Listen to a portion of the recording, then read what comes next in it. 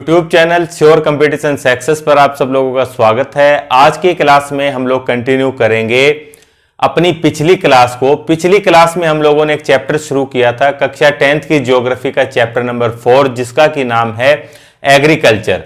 हम लोगों ने एग्रीकल्चर के बारे में पढ़ा, उसके बाद हम लोगों ने टाइप्स देखे कि जो एग्रीकल्चर है वो कितने प्रकार की होती है। उसके बाद आज की क्लास में हम लोग डिस्कस करेंगे क्रॉपिंग पैटर्न के बारे में। इंपॉर्टेंट टॉपिक है, बहुत से क्वेश्चन यहां से पूछे जाते हैं, तो बड़े ही ध्यान से आप लोगों को वीडियो को समझते हुए चलना है। तो देखिए, क्रॉपिंग पैटर्न की अगर हम लोग बात करें तो हमारे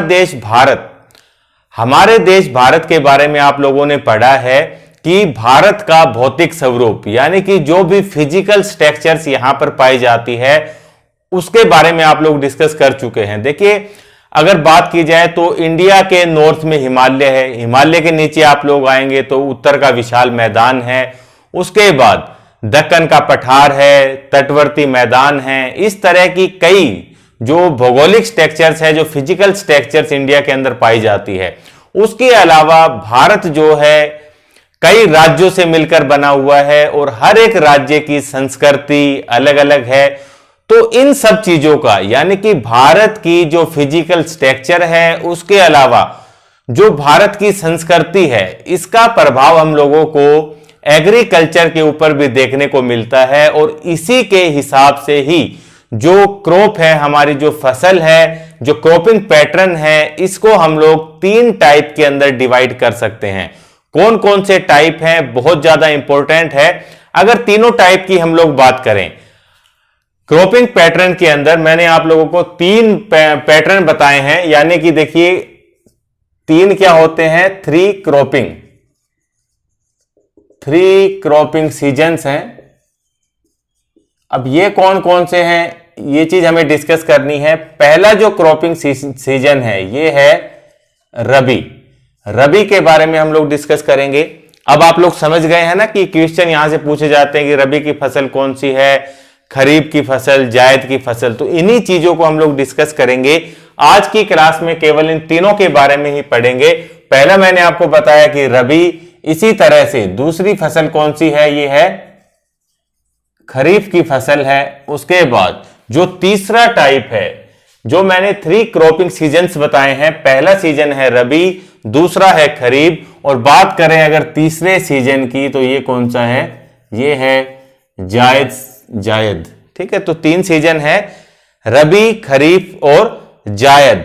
अब इन तीनों के बारे में पढ़ेंगे, एक एक करके पढ़ते हैं। तो सबसे पहले रबी के बारे में पढ़ेंगे कि रबी की फसल कौन सी होती है।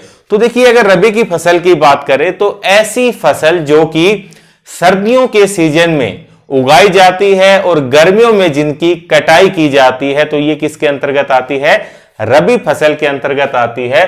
तो इसके अंदर अगर बात की जाए कि ये जो फसल होती है रबी की, इनकी जो सोइंग है यानी कि जो बुआई है, ये कब की जाती है, तो सोन इन विंटर, ये सर्दियों के अंदर उगाई जाती है। अब विंटर के कौन कौन से महीनों में, देखिए अक्टूबर से लेकर दिसंबर तक के महीने में इनकी बुआई की जाएगी, सोइंग की जाएगी।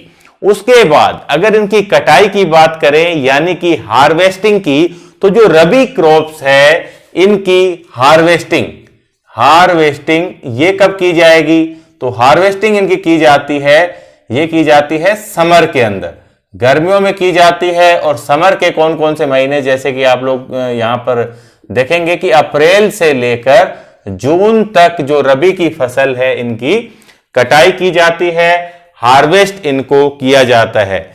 रबी की फसल के अगर एग्जाम्पल की बात करें कि कौन कौन सी जो क्रॉप है वो रबी क्रॉप के अंतर्गत आती है, तो एग्जाम्पल देखिए क्या क्या है इसके। तो सबसे महत्वपूर्ण एग्जाम्पल जो है ये है गेहूं। जो व्हीट है यानी कि गेहूं, ये क्या है, एक रबी की फसल है। उसके अलावा देखिए कॉमन सेंस से भी लिख सकते हैं, गेहूं के बारे में आप लोग जानते हैं कि सर्दियों में उगाया जाता है। उसके अलावा सर्दियों के अंदर कौन कौन सी चीजें आप लोग खाते हैं, ऐसी कौन कौन सी फसल है जो आप लोगों को देखने को मिलती है, तो इसी के अंतर्गत ही देखिए, जैसे कि गेहूं है, हरे मटर आते हैं, ठीक है, सर्दियों में। तो मटर जो है, पीज, ये भी इसका एग्जाम्पल है। उसके अलावा हरे चने वगैरह भी आते हैं, तो ग्राम जो है ये भी इसका एग्जाम्पल है।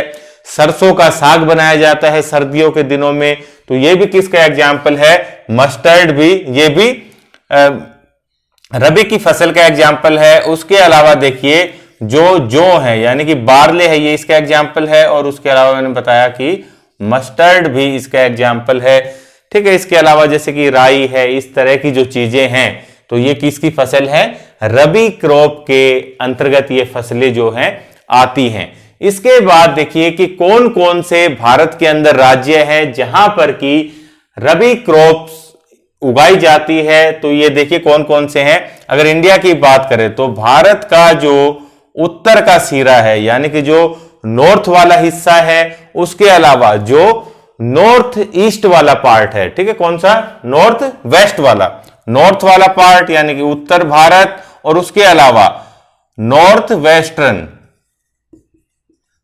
वेस्टर्न जो पार्ट है इंडिया का, यानी कि उत्तर पश्चिमी भाग, उत्तर का हिस्सा, जम्मू कश्मीर लद्दाख वाला, इस तरह से उत्तर का। उसके बाद आप लोग देखेंगे कि उत्तर पश्चिम वाला हिस्सा, जैसे कि पंजाब, हरियाणा, इस तरह, ठीक है, पंजाब, हरियाणा, राजस्थान का कुछ क्षेत्र है, इस तरह का हिस्सा, यहां पर क्या किया जाता है? रबी क्रॉप उगाई जाती है। तो एग्जाम्पल की बात करें तो देखिए जैसे कि पंजाब, मैंने अभी आपको बताया पंजाब है, हरियाणा, इसी तरीके से हिमाचल प्रदेश, इसके अलावा उत्तराखंड, और इसके अलावा जो उत्तर प्रदेश है, ये राज्य हैं जो कि प्रमुख है रबी क्रॉप्स के लिए। रबी क्रॉप्स में भी अगर बात करें तो जो व्हीट है, गेहूं है, उसके उत्पादन की दृष्टि से आप इन राज्यों को देखेंगे तो ये क्या है? बहुत ही अग्रणीय राज्य हैं गेहूं उत्पादन के लिए, या आप लोग कह सकते हैं रबी क्रॉप्स के लिए।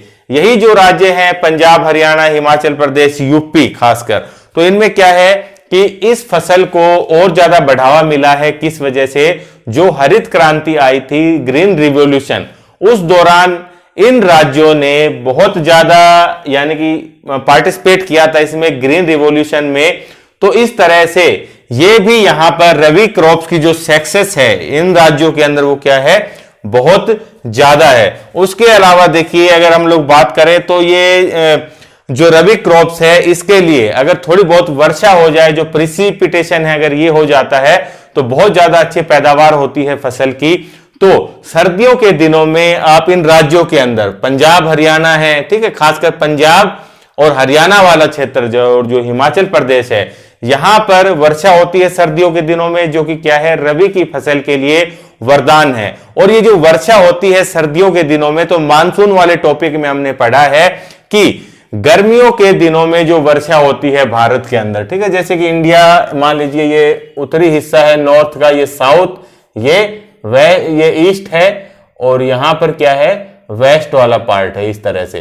तो गर्मियों के दिनों में तो मानसून इस तरह से आता है, ठीक है, जो दक्षिण पश्चिमी मानसून है वो वर्षा करता है। सर्दियों के दिनों में जो पश्चिमी विक्षोभ है, जो वेस्टर्न साइकिल, जो वेस्टर्न डिस्टरबेंस है, उसके थ्रू क्या होता है कि भारत के इस हिस्से के अंदर वर्षा की जाती है, जो कि रबी क्रॉप्स के लिए क्या है? इंपॉर्टेंट है। तो यही चीज मैं आपको बता रहा हूं कि जो प्रिसिपिटेशन है, जो वर्षा है, वो क्या है? अगर थोड़ी बहुत मिल जाए तो इस फसल के लिए अच्छी है। और वर्षा का कारण क्या बनता है? जो वेस्टर्न टेम्परेट जो साइक्लोन है, ये क्या करता है? ये वर्षा करता है भारत के उत्तर पश्चिमी हिस्से पर सर्दियों के दिन में, जो कि क्या है? रबी की फसल के लिए महत्वपूर्ण है। तो ये रबी की फसल। उसके बाद नेक्स्ट देखेंगे खरीफ की फसल। तो खरीफ की फसल में क्या क्या विशेषताएं हैं, ये चीज देखेंगे। तो रबी की फसल जो है ये विंटर सीजन में उगाई जाती है। इसी तरह से जो खरीफ की फसल है, अगर इसकी बात करें कि इसकी जो सोइंग है, जो बुआई है, ये कब की जाती है? तो ये मानसून के आगमन से इसकी जो बुआई है फसल की, वो प्रारंभ हो जाती है, यानी कि ऑनसेट ऑफ मानसून। इसकी फसल की बुआई कब करेंगे? ऑनसेट ऑफ मानसून जो है, इससे क्या हो जाती है? प्रारंभ हो जाती है। और मानसून के बारे में आप लोग जानते हैं कि भारत में जो मानसून का आगमन है, ये कब होता है? 1 जून से मानसून जो है केरल के तट से टकराता है और वर्षा करता है। उसके बाद धीरे धीरे कर कर सितंबर तक पूरे भारत के अंदर ये फैल जाता है। तो अलग अलग राज्यों के हिसाब से, स्थान के हिसाब से जैसे जैसे मानसून आगे बढ़ता है तो ये जो खरीफ की फसल है इसकी बुआई प्रारंभ हो जाती है। तो आप लोग समझ गए हैं कि इसकी बुआई कब होती है, तो ये मानसून के आगमन के साथ प्रारंभ होती है। फसल जब पककर तैयार हो जाती है उसकी कटाई की जाती है, तो यही क्या है, हार्वेस्टिंग। तो इसकी अगर हार्वेस्टिंग की बात करें तो ये कब की जाती है, ये सितंबर से लेकर जैसे कि अक्टूबर है, इन महीने तक जो खरीफ की फसल है इनकी कटाई कर ली जाती है। उसी तरह आगे बढ़ेंगे, एग्जाम्पल देखेंगे कि खरीफ के फसल के कौन कौन से एग्जाम्पल हो सकते हैं। तो सबसे महत्वपूर्ण जो एग्जाम्पल है खरीफ की फसल का, जो कि भारत का मुख्य खाद्यान्न फसल भी है, ये कौन सी है, चावल यानी कि पैडी जो है वो सबसे बड़ा एग्जाम्पल है खरीफ का। पैडी किसके अंतर्गत आती है, खरीफ के अंतर्गत। ध्यान रखना है कि चावल किस तरीके की फसल है, खरीफ की या रबी की, तो ये है खरीफ की फसल है। गेहूं जो है ये किस तरीके की फसल है, ये रबी की फसल है। तो एग्जाम्पल की बात कर रहे हैं खरीफ की, तो पैडी इसका एग्जाम्पल है। उसके बाद देखिए जो मक्का है, जो मक्का है ये भी क्या है, ये खरीफ की फसल है। चावल, मक्का, उसके अलावा देखिए जो जवार, चावल, मक्का, जवार, इसी तरीके से बाजरा। बाजरा, अगर कुछ दालों की बात भी करें हम लोग दाल की, तो देखिए जैसे कि मूंग, उड़द और तूर, इस प्रकार की दालें भी खरीफ की फसल के अंतर्गत ही आती है। कौन कौन सी बताई है, मूंग, उड़द और उसके अलावा तूर जो है ये दालें हैं जो कि खरीफ की फसल के अंतर्गत आती है। अगर कुछ रेशे वाली फसल की बात की जाए, जो कि रेशेदार फसलें हैं, उसके अंतर्गत जो खरीफ की फसलों के अंतर्गत आती है, ये कौन कौन सी है, जूट और कॉटन। जूट और कॉटन क्या है, ये भी खरीफ क्रॉप है। एग्जाम्पल क्या है, कॉटन और जूट, ठीक है, रेशेदार फसलें हैं तो कॉटन और जूट। उसके अलावा अगर हम लोग बात करें कि तिलहन वाली फसलें, ऐसी फसलें जिससे कि तेल प्राप्त किया जाता है, तो ये कौन सी है, जैसे कि ग्राउंड नट है, मूंगफली हो गई और उसके अलावा सोयाबीन। ये क्या है, ये खरीफ की फसल के अंतर्गत ही आती है। उसके अलावा हम लोग देखेंगे कि किन किन राज्यों के अंदर जो खरीफ की फसलें हैं ये ज्यादातर उगाई जाती है। तो खरीफ की फसलों में भी सबसे इंपॉर्टेंट कौन सा है, राइस है, चावल। तो इसी को ही देखते हैं कि ये कितने राज्यों के अंदर उगाया जाता है, मतलब वही होगा कि खरीफ की फसल जो है किन किन राज्यों के अंतर्गत उगाई जाती है। तो देखिए सबसे इंपॉर्टेंट जो है जैसे कि असम, असम के अंदर उगाई जाएगी। उसके अलावा पश्चिमी बंगाल का जो क्षेत्र है यहां पर, उसके अलावा ओडिशा, उसके अलावा भारत के जो कोस्टल प्लेन है यानी कि जो तटवर्ती मैदान है, यहां पर भी खासकर खरीफ की फसल के अंतर्गत चावल उगाया जाता है। कोस्टल प्लेन के अंतर्गत देखिए जैसे कि उड़ीसा भी कोस्टल प्लेन के अंतर्गत आता है। उसके अलावा तमिलनाडु का क्षेत्र है, केरल हो गया, कोंकण तट के अंतर्गत देखिए जैसे कि महाराष्ट्र है, गोवा है। तो इस तरीके के जो कोस्टल प्लेन है यहां पर भी मेन रूप से क्या उगाया जाता है, चावल उगाया जाता है। उसके अलावा चावल कहां कहां होता है, देखिए उत्तर प्रदेश में भी चावल की पैदावार होती है, उत्तर प्रदेश और बिहार में भी चावल जो है उगाया जाता है। चावल ये जो खरीफ की फसल है ये देखिए ऑनसेट ऑफ मानसून यानी कि नमी वाला मौसम चाहिए इनके लिए, ठीक है, नमी का मौसम होना चाहिए ज्यादा, उसके अलावा गर्मी भी होनी चाहिए। तो इस तरीके का जब मौसम होता है तो खरीफ की फसल होती है। तो मैंने राज्य बताए, असम है, पश्चिमी बंगाल, उड़ीसा, उसके अलावा तमिलनाडु, केरल के ये केरल का तट हो गया, महाराष्ट्र है, गोवा। तो इनके जो तटवर्ती मैदान है यहां पर भी, उत्तर प्रदेश, बिहार। उसके अलावा आजकल देखेंगे कि जो पंजाब और जो हरियाणा वाला एरिया है यहां पर भी इस तरीके की फसल, चावल की फसल उगाई जाती है। किस तरह से उगाई जाती है, पानी की वैसे कमी रहती है नेचुरली, लेकिन क्या किया जाता है, ट्यूबवेल वगैरह इस तरीके के साधनों से, जो इरिगेशन के जो मॉडर्न टूल्स है इनके थ्रू क्या किया जाता है, बहुत सा पानी जो अंडरग्राउंड वाटर है इसको निकालकर इरिगेशन की पूरी फैसिलिटी प्रोवाइड की जाती है पैडी क्रॉप्स को, और इस तरह से। और ये चीज भी पिछले वीडियो में मैंने आपको बताई थी कि जो जैसे कि राइस है, तो इन एरिया के अंदर जैसे कि असम, उत्तर प्रदेश, उड़ीसा, इस प्रकार के जो क्षेत्र है, यहां पर क्या है, सबसिस्टेंस के अंतर्गत आता है। ठीक है, यानी कि जीवन निर्वाह के लिए आवश्यक है, सबसिस्टेंस क्रॉप है। लेकिन यही चावल क्या है, पंजाब और हरियाणा के लिए कमर्शियल क्रॉप है। इसको उगाया जाता है खाने के उद्देश्य से कम, बेचने के उद्देश्य से ज्यादा। तो ये चीज ध्यान रखनी है। उसके अलावा देखिए, जो असम, पश्चिम बंगाल और उड़ीसा वाला एरिया है, यहां पर जो एनवायरमेंटल कंडीशन है, जो वेदर कंडीशन है, जो मौसमी स्थिति इतनी अनुकूल बनी रहती है पैडी क्रॉप्स के लिए कि यहां से एक साल के अंदर चावल की 3 क्रॉप्स जो है उगाई जा सकती है। एक साल में चावल की 3 फसल ली जा सकती है। असम, पश्चिम बंगाल और उड़ीसा से 3 फसल कौन कौन सी है ये देखनी है हम लोगों को। तो चावल की 3 फसलें कौन कौन सी है जो कि यहां से ली जाती है। पहला है ओस, उसके बाद दूसरा है अमन और तीसरा है बोरो। ठीक है, इंपॉर्टेंट ये क्वेश्चन बन जाता है, कभी पूछा जा सकता है कि ओस, अमन और बोरो ये किसकी वैरायटी है। ऑप्शन में आ जाएगा जैसे कि वीट गेहूं की वैरायटी है, मस्टर्ड सरसों की वैरायटी है, या फिर राइस की वैरायटी है। तो अमन, बोरो और ओस ये क्या है, राइस की वैरायटी है, चावल की वैरायटी होती है। उसके अलावा देखिए बढ़ेंगे आगे, अब देखेंगे कि तीसरी फसल कौन सी है। पहला हमने पढ़ा रबी के बारे में, दूसरी खरीफ है, तीसरी फसल है जायद की फसल। अब ये फसल कौन सी होती है, तो देखिए रबी और खरीफ की फसल के बीच के अंदर जो समय बच गया है, रबी और खरीफ की फसल के बीच में जो टाइमिंग बच गई है। अब देखिए यहां पर अप्रैल के अंदर मान लीजिए कोई फसल काट ली गई है। ठीक है, रबी की कोई फसल थी जो कि सर्दियों के अंदर आप लोगों ने उगाई और उसके बाद अप्रैल में उसकी हार्वेस्टिंग कर ली है। अप्रैल के बाद मानसून आने में भी टाइम है। तो देखिए अप्रैल, मई, जून, जुलाई, जैसे कि उत्तर के एरिया है, यहां पर तो मानसून जो है लेट तक आता है ना, देरी से पहुंचता है। तो यहां पर क्या है कि जब मानसून के आगमन तक जो टाइमिंग बची हुई है, इसी दौरान क्या किया जाएगा कि कुछ और फसलें उगाई जाती है जिनको कि क्या कहते हैं, जायद की फसल कहते हैं। तो इसके बारे में इंपॉर्टेंट है कि ये कब उगाई जाती है, ये बीच में उगाई जाती है जैसे कि रबी और जो खरीफ के बीच में जो टाइम बचा हुआ है, यहां पर क्या किया जाएगा, ये जायद की फसल उगाई जाती है। जायद की फसल के देखिए इसको वो क्या कहते हैं, इसको जायद सीजन भी कहा जाता है। जायद सीजन कैसे है कि जायद सीजन क्या है, जैसे कि शॉर्ट सीजन है, short season during summer month. ठीक है, short season during summer months, यानी गर्मियों के महीनों के दौरान ही एक छोटा सा सीजन बचता है, उसी को ही क्या कह देते हैं, जायद सीजन कहा जाता है।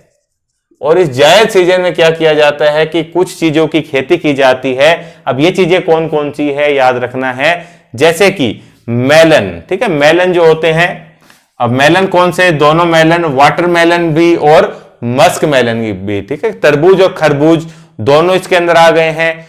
कुकुम्बर, खीरा। ठीक है,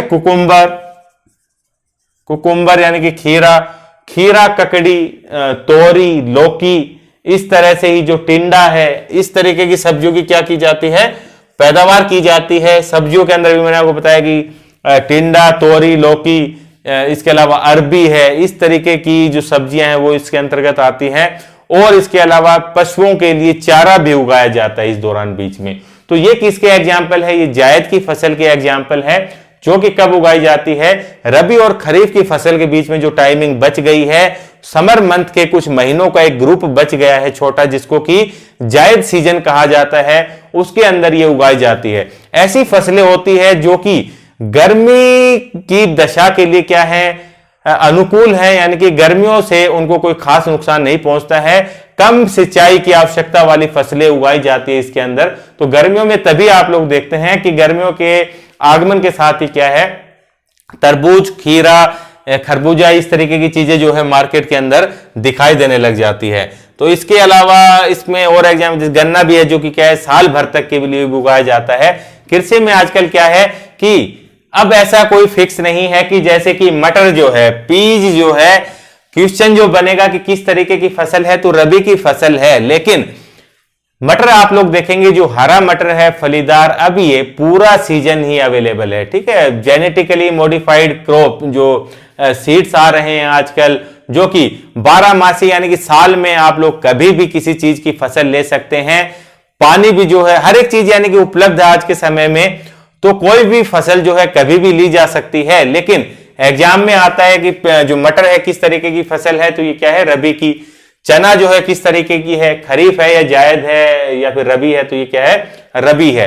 तो इस तरीके से ये फसल पैटर्न के बारे में हम लोगों ने पढ़ा, क्रॉपिंग पैटर्न के बारे में। तो थैंक यू फ्रेंड्स, मिलेंगे नेक्स्ट वीडियो में इंडिया की जो इंपॉर्टेंट क्रॉप्स हैं उनके साथ में। तब तक के लिए वीडियो को लाइक करें, अपने फ्रेंड्स के साथ भी जरूर से शेयर करें। तो थैंक यू फ्रेंड्स।